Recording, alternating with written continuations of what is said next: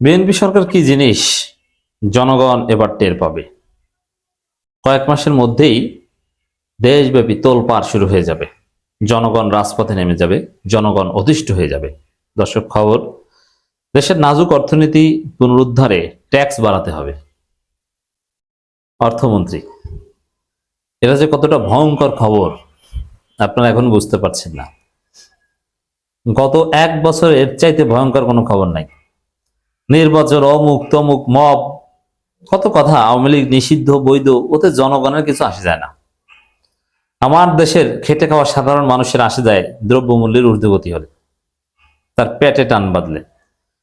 পেটে খাবার থাকলে অন্য যে কোনো কিছু ডিল করা যায়, এনজয় করা যায়, সেলিব্রেট করা যায়, কিন্তু খাবার না থাকলে দুনিয়া চলে না। তো দর্শক, এতদিনে অনেক কিছু শুনছেন, অনেক কিছু হয়েছে, চাঁদাবাজি টাদাবাজি যা হোক, কিন্তু ওটা পেটে টান বাজার মতো না।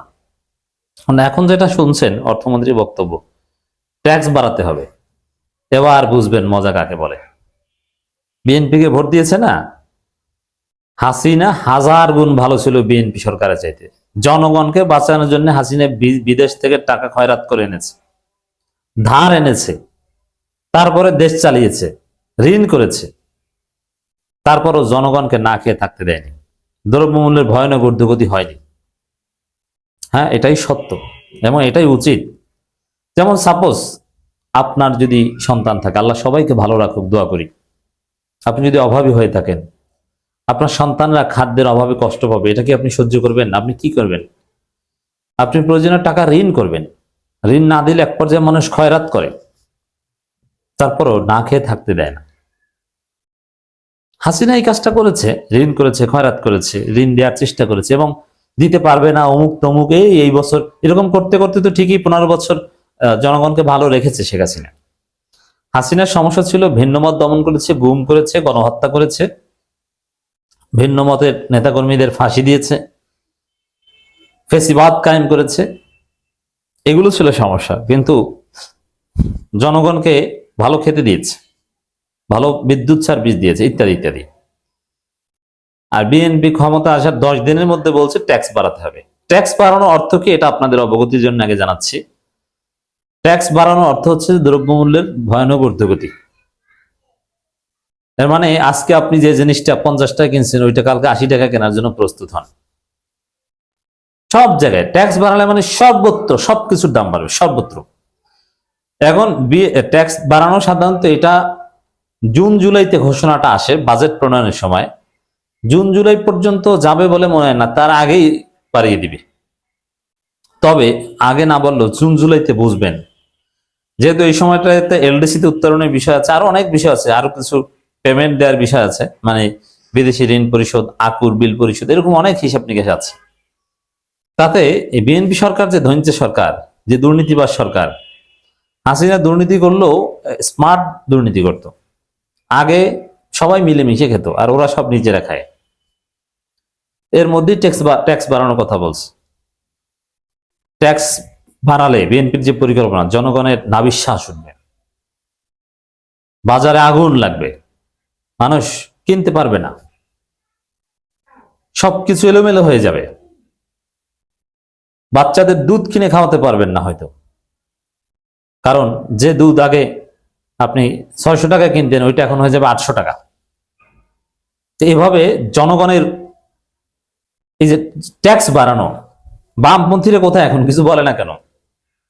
বরং সারা পৃথিবীতে ওয়েলফেয়ার স্টেটের থিওরি হচ্ছে ট্যাক্স কমানো, আর ট্যাক্স বাড়ায়।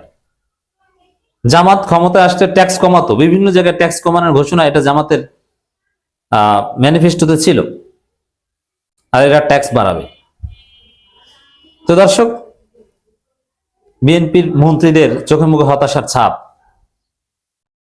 তারা বলছে না, অবস্থা ভালো না, ট্যাক্স বাড়াতে হবে। আর এক মন্ত্রী বলছেন যে না, লোডশেডিং এ থাকতে হবে, সেই ইঙ্গিত দিচ্ছে। বাংলাদেশ একটা ব্যর্থ রাষ্ট্রে পরিণত করবে এই বিএনপি সরকার। এরা দেশ চালাতেই পারবে না, জনগণ বাধ্য হয়ে রাজপথে নামবে। আপনাদের মনে আছে, বাংলাদেশের ইতিহাস সবচেয়ে ভয়াবহ দুঃশাসন ছিল 2001 থেকে 2006। চাঁপাইনবাবগঞ্জের কনসার্টের ইতিহাস একটু মনে করিয়ে দিই। বিদ্যুতের দাবিতে মানুষ রাজপথে নেমেছিল।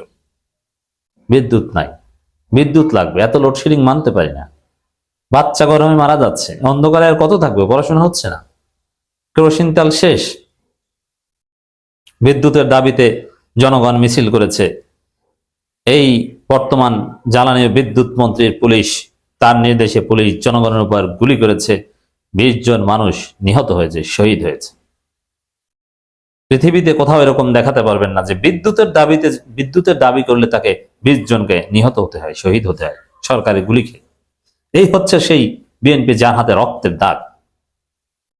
তারা এখন আবার সেই লোডশেডিং এর ইঙ্গিত দিচ্ছে, যেখানে হাসিনা বিদ্যুৎ ব্যবস্থার একটা বিহিত করে গিয়েছে, বিদ্যুৎ ব্যবস্থা বাংলাদেশকে শতভাগ বিদ্যুতায়িত করে গিয়েছে, বিএনপির খাম্বাকে সত্যি সত্যি বিদ্যুতে রূপান্তরিত করেছে। এখন অর্থমন্ত্রী বলছেন অর্থনীতি পুনরুদ্ধারে ট্যাক্স বাড়াতে হবে। ওই যে বাড়বে, আর জীবনে কমবে না। তো দর্শক, এদিকে সরকারি কর্মকর্তাদের খুশি রাখতে সাধারণ জনগণের উপরেই সব প্রভাব পড়বে, তাদেরই কষ্ট হবে। আর সরকারি কর্মকর্তাদের খুশি রাখতে তাদের একটা পে স্কেল দিয়ে দেবে, সমস্যা নেই, তাদের বেতন বাড়িয়ে দিবে। আর তাদের বেতন যদি ডাবল হয়, সরকারি কর্মকর্তাদের বেতন ডাবল হবে, তাদের বেতন ডাবল হলে দ্রব্যমূল্য 1.5 গুণ হলে সমস্যা নাই তো, তারপরও তাদের অর্ধেক লাভ। সাপোজ তাদের বেতন 100 টাকা, করবে 200 টাকা, দ্রব্যমূল্য হবে 100 টাকারটা 150 টাকা, তাহলে 50 টাকা তো তাদের পকেটে আগের চাইতে বেশি থাকবে। তারা চুপচাপ সরকারের দালালি করবে। কিন্তু আপনারা যারা খেটে খাওয়া মানুষ, আপনাদের কষ্ট হবে। সারাদিন রিক্সা চালিয়ে এখন যা কিনতে পারছেন তার অর্ধেকও কিনতে পারবেন না। আমি মনে করি যে এই যে ঘোষণা অর্থমন্ত্রীর, দেশের নাজুক অর্থনীতি পুনরুদ্ধারে ট্যাক্স বাড়াতে হবে, এর চাইতে বিধ্বংসী, এর চাইতে কষ্টের, এর চাইতে নিপীড়নমূলক কোনো ঘোষণা আর হতে পারে না। এটা বাংলাদেশের উপর পারমাণবিক বোমা মারার মতো। অর্থমন্ত্রী আপনাদের উপর পারমাণবিক বোমা মেরেছে, ট্যাক্স বাড়বে। এটা সরল অর্থ অনেকে বুঝেন, ট্যাক্স বাড়বে। আপনারা সরাসরি ইনকাম ট্যাক্স তো অনেকে দেন না, দিতে হয় না, ট্যাক্স যোগ্য ট্যাক্সেবল ইনকাম আপনাদের নাই। কিন্তু ভ্যাট, ওটাও একটা ট্যাক্স, ভ্যালু অ্যাডেড ট্যাক্স, ওইটা কিন্তু আপনারা সবাই দেন। ওইখানেই দ্রব্যমূল্যের আসল খেলাটা। দেশের নাজুক অর্থনীতি পুনরুদ্ধারের কর বাড়ানোর প্রয়োজন রয়েছে বলে মন্তব্য করেছেন অর্থমন্ত্রী আমির খসরু মাহমুদ চৌধুরী। তিনি বলেন, রাজস্ব বৃদ্ধি ও বিনিয়োগ সম্প্রসারণের মাধ্যমে কর্মসংস্থান সৃষ্টি করা সরকারের অগ্রাধিকার। বুঝতে পারছেন, এরা রাজস্ব বৃদ্ধি করবে তো জনগণের অবস্থা খারাপ হয়ে যাবে, এবং এগুলো জনগণ মানবে না। দেখেন, এমনি সবকিছু মানতে পারে, এই জন্য যারা ফেসিস্ট, তারা ফেসিবাদ রাখে, ভিন্ন মতকে দমন করে, কিন্তু জনগণকে ভালো থাকতে দেয়, খেতে দেয়। হাসিনা এটাই করেছিল। কারণ এই জায়গায় পেটে টান বাজলে মানুষ আর কিছু দেখে না। শ্রীলঙ্কায় দেখেছিলেন না, মানুষ তেল কিনতে পারে না, পেটে টান বাজছে, মানুষ রাজপথে নেমে গিয়েছে, মন্ত্রীদের জাঙ্গি খুলে ফেলেছে। তো সামনে এক ভয়ানক পরিস্থিতি আছে, অর্থমন্ত্রীর বক্তব্য থেকে স্পষ্টত আমরা দেখতে পাচ্ছি।